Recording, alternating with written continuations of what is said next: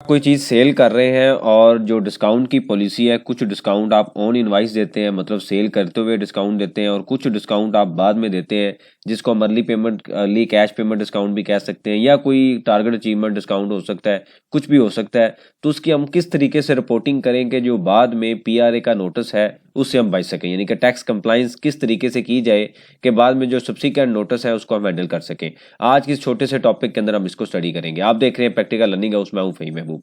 वापस आते हैं टॉपिक के ऊपर। तो ये बड़ा एक कॉमन टॉपिक है, तकरीबन जितनी भी इंडस्ट्री है उन सब में डिस्काउंट, कुछ डिस्काउंट दिया जाता है at the time of sale, और कुछ डिस्काउंट बाद में दिया जाता है, और कुछ डिस्काउंट क्वार्टरली दिया जाता है, कुछ एनुअली दिया जाता है। डिफरेंट तरह की डिस्काउंट की पॉलिसी हो सकती है कि कस्टमर को एंगेज करने के लिए, एंगेजमेंट के लिए मंथली एंगेज किया जाए, क्वार्टरली एंगेज किया जाए, और उसको यानी कि उनके साथ कम्युनिकेशन रखी जाए कि उनको एक मोटिवेशन दी जाए कि अगर आप ये काम करेंगे तो आपको ये भी डिस्काउंट मिल जाएगा।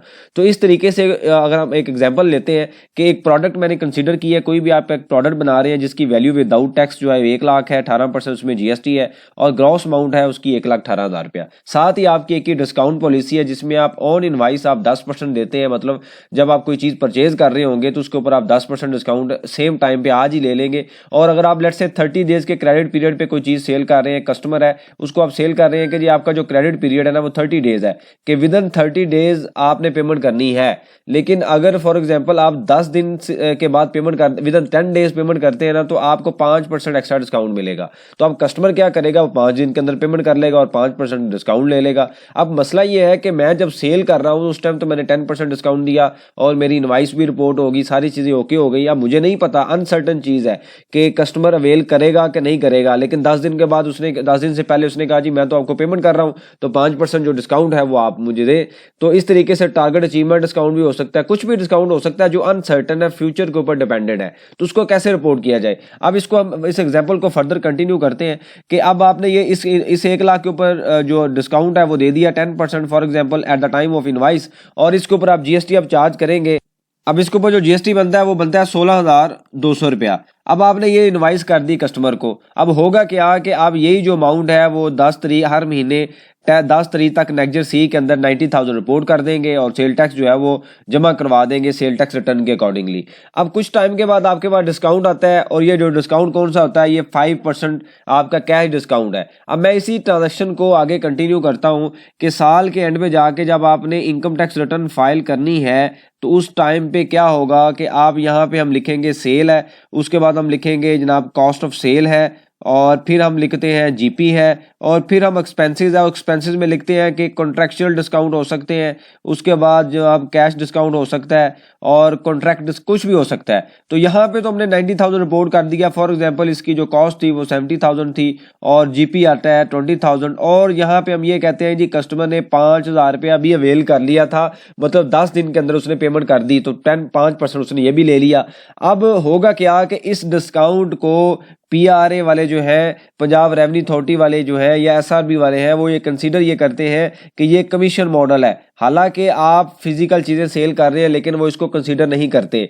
मैक्सिमम केसेस में ये देखा गया है कि वो इसको कहते हैं नहीं जी आप कमीशन दे रहे हैं अपने कस्टमर को कि ताकि आप चीज़ें सेल करें, और जब आप चीज़ें सेल करेंगे तो हम आपको इतनी कमीशन देंगे। वो कैश डिस्काउंट की पॉलिसी को मानते ही नहीं है। अब कानून के अंदर वो आगे से जस्टिफिकेशन देते हैं कि जी कानून में ये लिखा हुआ है, हो सकता है कोई लॉ में वीकनेस हो जो कि नज़र भी आती है, लेकिन मसला ये है कि टैक्स पेयर के केस में ये डिफरेंट एंगल पे चीज़ें जा रही हैं। कॉन्ट्रैक्चुअल डिस्काउंट है, इससे आपका टाइम भी ज़ाया होगा, आपकी जो ट्रैवलिंग भी जाएगी, आप ऑफिसर से भी मिले, डिफरेंट तरह की डिबेट शुरू हो जाती है। ऑल एंड पे रिजल्ट इसका यही निकलता है कि ऑर्डर पास कर दिया जाता है। तो मैंने तो 5-6 केसेस देखे हैं प्रैक्टिकली, तो यही होता है। अब इसको हैंडल कैसे किया जाए, बड़ा स्मार्टली आपने सोचना है। आपने ये करना है सिंपल कि आप लिखेंगे सेल 90,000 की, और उसके बाद आप लिखते हैं कॉन्ट्रैक्चुअल डिस्काउंट या कैश डिस्काउंट या EP, कुछ भी हम लिख सकते हैं जो आपका जो वैल्यू। तो हम ये कहते हैं ये कितनी अमाउंट है 5,000 की, और उसके बाद क्या होता है कि जी नेट जो सेल आती है ना वो आ जाएगी